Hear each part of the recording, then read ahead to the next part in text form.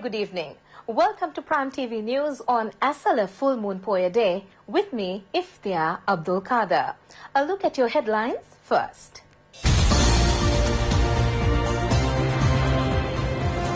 All faculties of Peradeniya are closed indefinitely. 3,300 are nabbed in an 11-hour operation. 180 projects in Polonnaruwa will soon be vested in the public. And on news overseas, Imran Khan claims victory amid rigging claims. In your local news this evening, today is Asala Full Moon Poya Day, the day in which several significant events were recorded in the Shasana history. Pinkamas are being held in temples throughout the island to mark this religious day.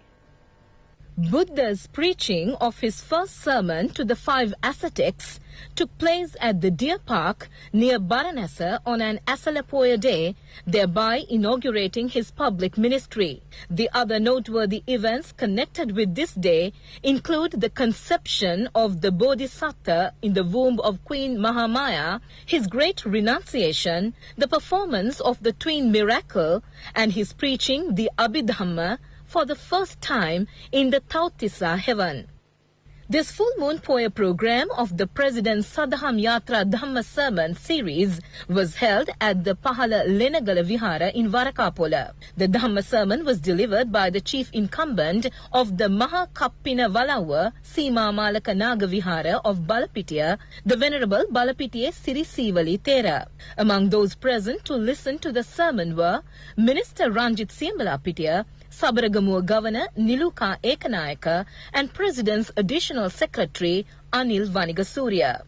The Savanak Rest program, organized by the Independent Television Network on every full moon Poya day, was telecast live from the Mulleriyava Sri Neela Mallikarama Vihara. It was organized under the guidance of Chief Incumbent of the temple, the Venerable Mulleriyave Subhuti Thera. The Dhamma discussion was conducted by the Venerable Diyatalave Piyadasi Thera of the Maharagama Dharmayatanya and head of the Asirinanda International Buddhist Center of Dulapitiya, the Venerable Dorove Jnanaratana Thera.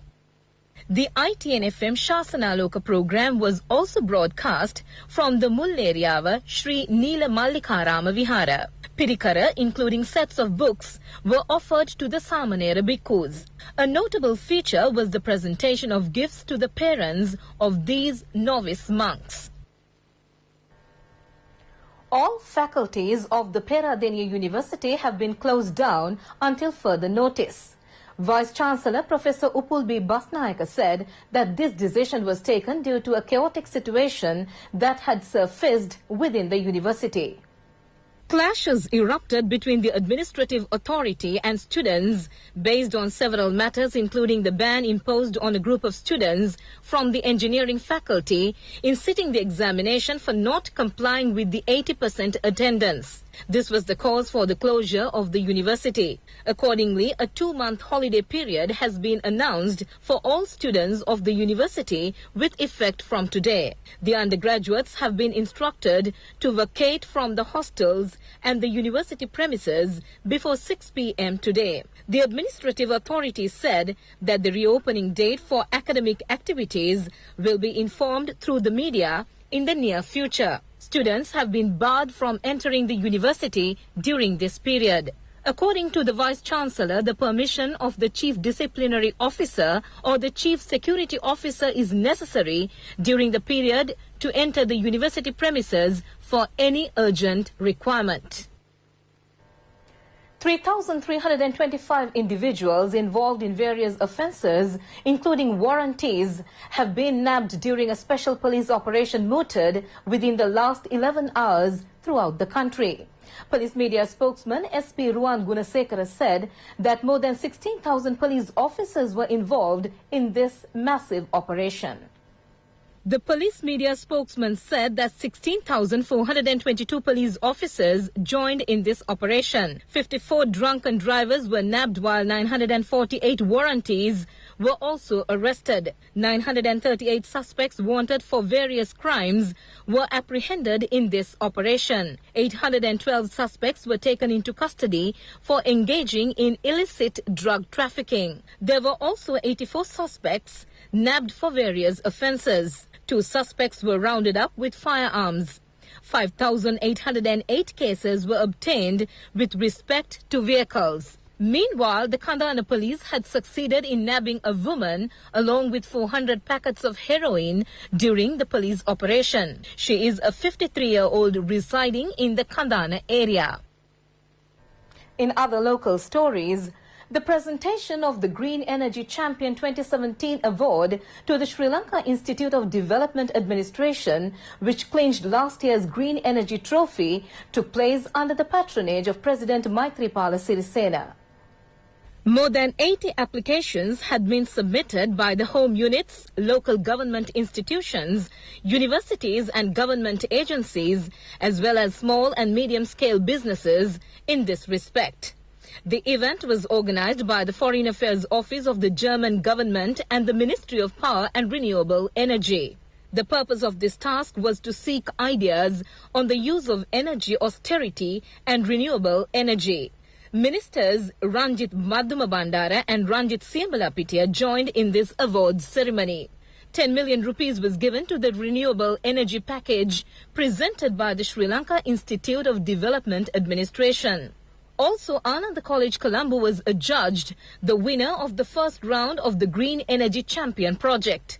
The energy conservation project presented by them was adjudged the best project of the year.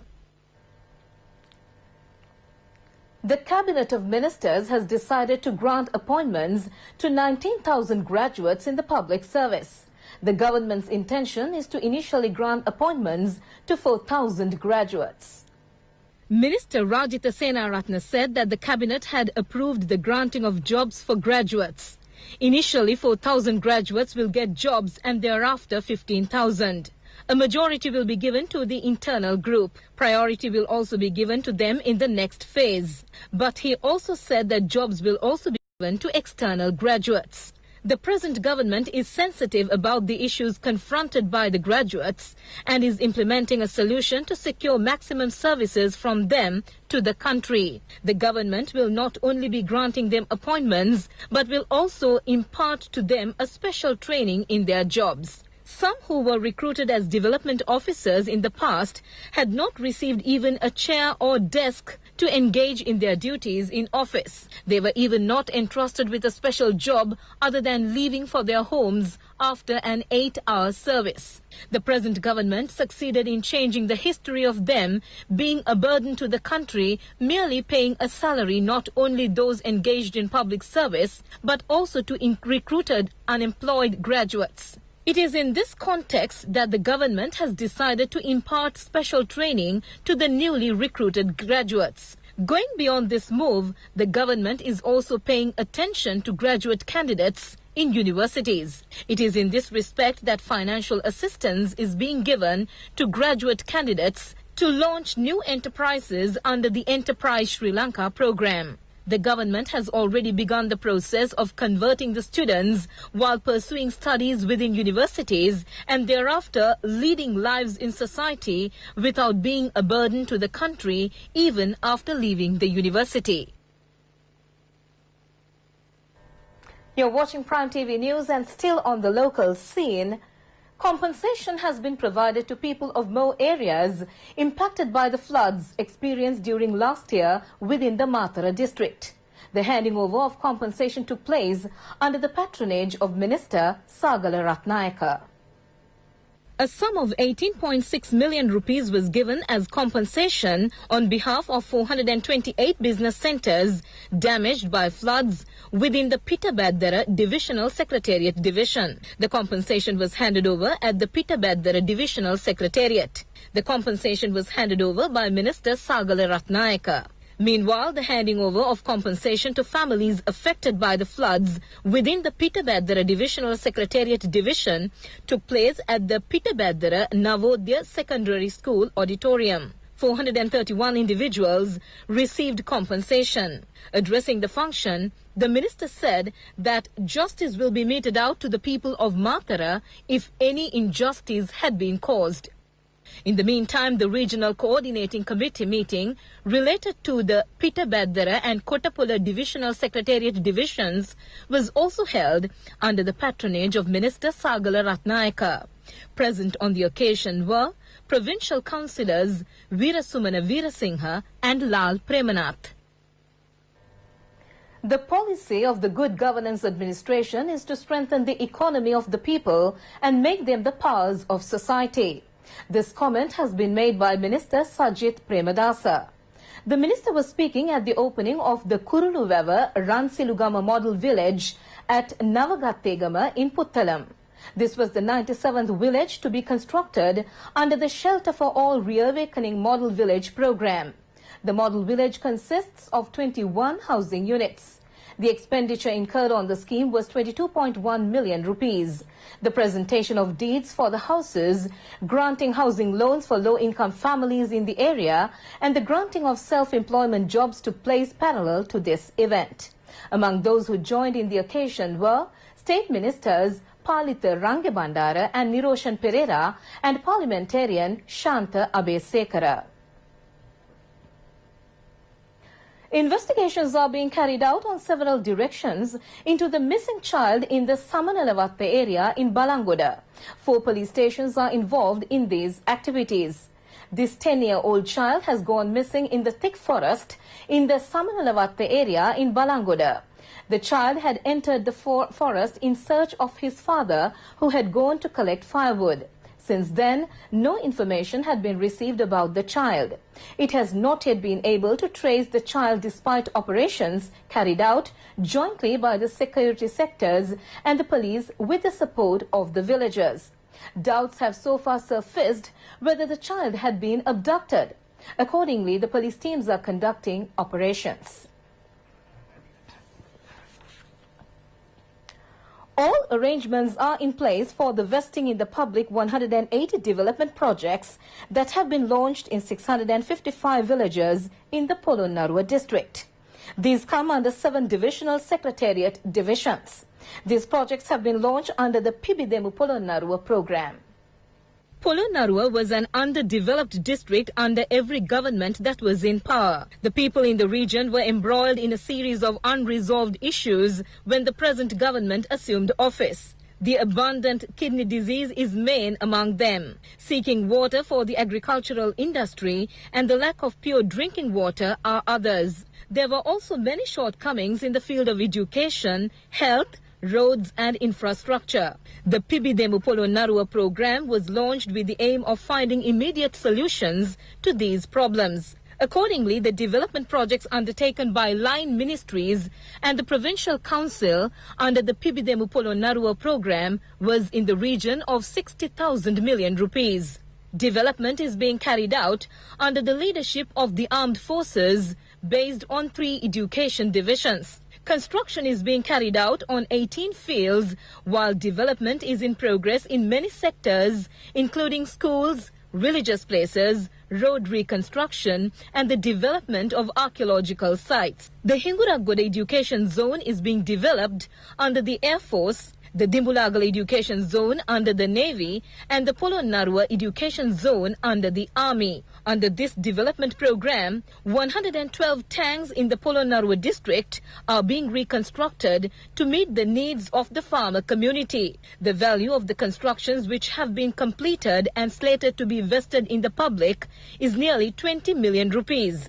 Among the new constructions are 13 buildings with 3-storied classrooms and 26 buildings with 2-storied classrooms. There are also 29 single-storied buildings and also laboratories and aesthetic units. Main roads with a distance of 378 kilometers and the rural road network are being modernized within the Polonnarua district. The estimated cost is 16,000 million rupees. An estimated sum of 30 billion rupees is being allocated for development activities within the Polonnaruwa district. Is there a measure to value human life? Can the value of life be measured so? But a man sentenced to death claims that there is no measure to value a life. His tale is filed in this manner by Oshada Priyankara. කූඩුවක හිර කරලා තිබ්බට කුරුල්ලෙක් කවදාවත් පියාඹන්න හදන එක එයාගේ උත්සාහය නවත්තන්නේ නැහැ.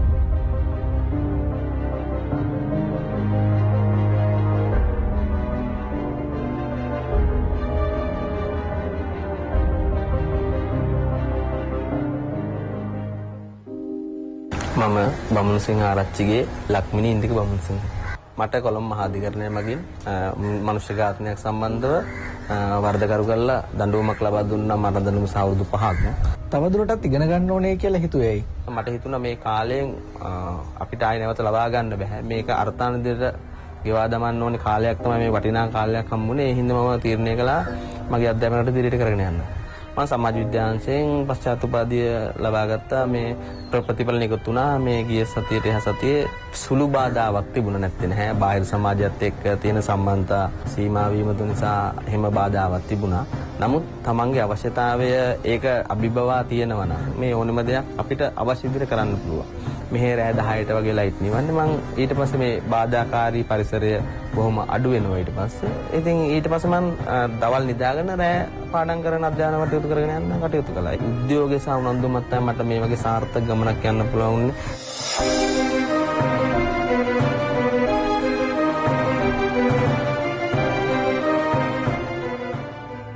බාහිර සමාජ අපි දිහා බලන කෝණේ වැරදි ඉන්න තැන අදාළ වෙන්නේ අධ්‍යාපනය ලබන්න. අපි මේ සමාජයට අවශ්‍ය පුද්ගලයෝනේ අපි අත්‍යවශ්‍ය සුවිශේෂී පුද්ගලයෝනොත් මේ සමාජ අපේ අවශ්‍යතාවය දැනෙනවා.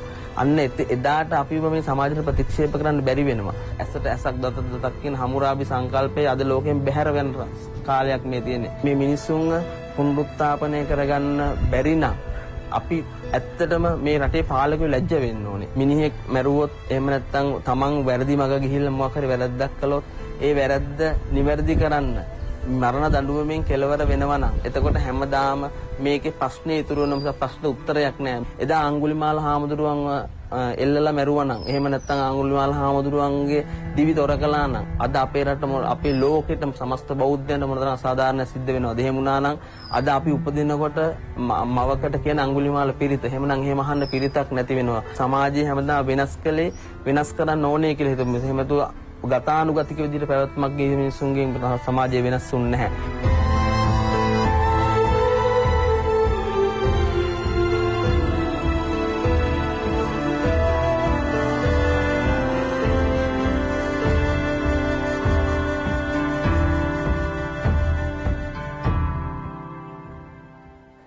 For more information, visit www.itnews.lk.